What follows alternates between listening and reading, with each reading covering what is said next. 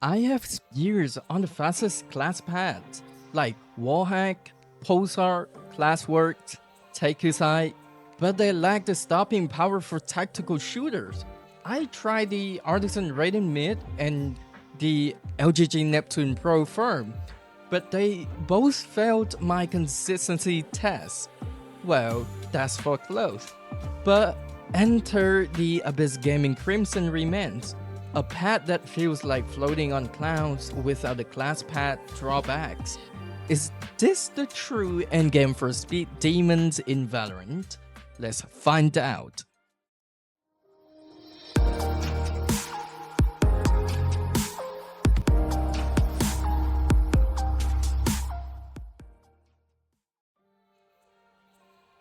What's up, guys?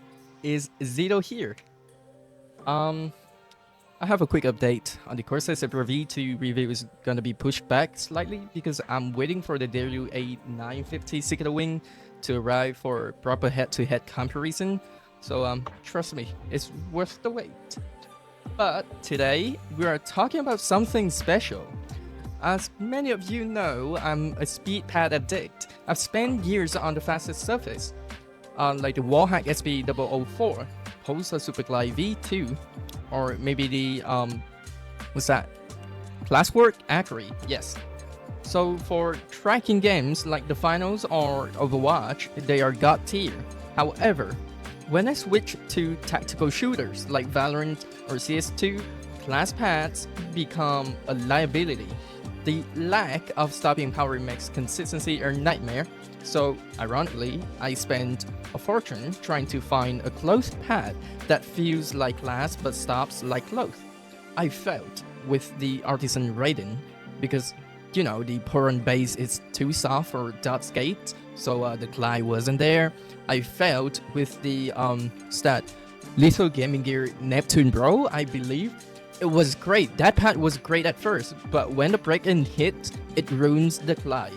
And then, thank you to my friend, I found the Abyss Gaming Crimson Remains, which is the pad that we're going to talk about today. Let's start with the unboxing experience. Wow, this one is huge. Barely fit on my table. So, unlike Artisan, which forces you to awkwardly slide the pad out of a tight flat pack, Abyss uses a premium flat box secured with Velcro. These, as you can see here, 3 Velcro dots. And this is how you open the package. It's elegant, really easy to reuse, and it also, wait, hold a minute. It also comes with a high quality collectible card.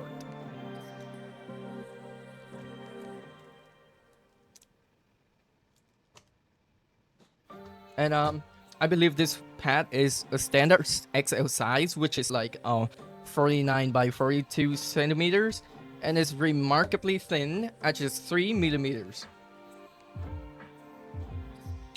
Also, yeah, the stitching is low profile, lower than the surface, I believe. Yeah, it feels like it's lower than the surface, but it actually has the same height. So there's no wrist irritation, or you would feel anything weird when you move over it. But this star here is the base. It's not Puron. The base is not Puron. Wait, let me take these out, and I'll show you the base. Here's the base.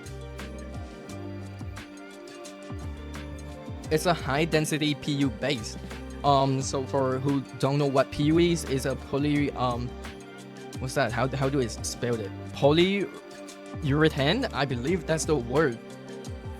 I think it's the same material that was on the Unite Ultra. There's a logo that was engraved in the middle of the base. Once you put this on your desk, it creates a vacuum seal. It literally does not move, even during the most intense flick, like 180 flick or something just like that. I don't even know about your flicks. Here is where it gets nerdy. I have a specific checklist for a speed pad. Number 1, zero texture feedback. because I hate feeling the weave. If I want to feel the weave, I would, or maybe I want to feel the texture of the pad, I would rather go with Mousepad. Number 2, no sinking. That's why I leave the Raiden mid back to where it's supposed to be, because I hate whenever I'm feeling smooth as hell and my mouse just sink. It must support dot skate without bogging down. And number 3 is speed retention. It must stay fast even after break-in. Well, let's be honest, if it's not a 10 over 10, it must be a 9 over 10.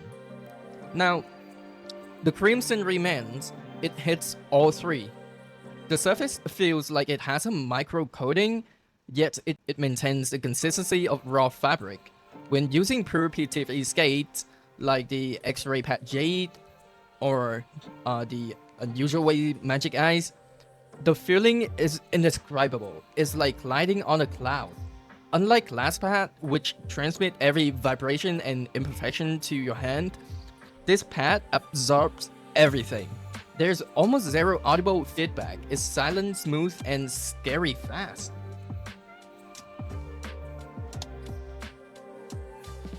Now let's talk about friction. Static friction is incredibly low for micro adjustment, and they felt effortless. It's just like it's mimicking a glass pad. Dynamic friction is smooth and consistent, but here's the magic: stopping power. Because the base is firm, literally mid-density, your mouse skate don't sink in unpredictably like they do on an Artisan soft, X-soft, or maybe mid with Puron base. Instead, the stopping power comes from the surface friction itself. I was able to frag out in Valorant consistently. I didn't have the slippery fear I get on class, but I still had the speed to track targets effortlessly. It is the perfect hybrid for a speed player forced to play tactical shooters, like me. Another huge win, durability. This pad seems to be water resistant just a little bit, and also comes with dust resistant. If you use class pads, you know the pain of running over a single speck of dust. It feels like a boulder, but on the Crimson remains, you can still feel debris, but it is much more forgiving. And also cleaning is simple. I can just use a handheld vacuum or microfiber cloth. Let's say if I want to clean this part, I'm just gonna, and that's it. So after weeks of testing, my PTFE skates show even wear, no flat spot, and the pad speed hasn't dropped. This solved the biggest issue I had with the LGG Neptune Pro, which is the break-in. So to wrap this up, if you are a control pad user, this is not for you. Absolutely don't ever buy this mouse pad. It's too fast. But if you are a recovering glass pad addict like me, or someone who finds the Artisan Raiden too squishy for dot skate, the Abyss Gaming Crimson Remains is the answer. It meets my impossible criteria: faster than a Raiden, safer than glass, and consistent break-in. This might just be my main for the foreseeable future, well, assuming if it's not a limited drop. So that is just my really raw on it thought. Currently, I've been using this mouse pad for over a month now, and honestly, I feel really great using it. And that's it. For the next video, it's still gonna be about this. Where's that? Oh, here is it. About Corsair Saber V2 Pro, but I'm gonna make a comparison between it and the Dareyu A950 Secret Wing. So stay tuned. Stay hydrated, and also keep your aim consistent. Zido's out.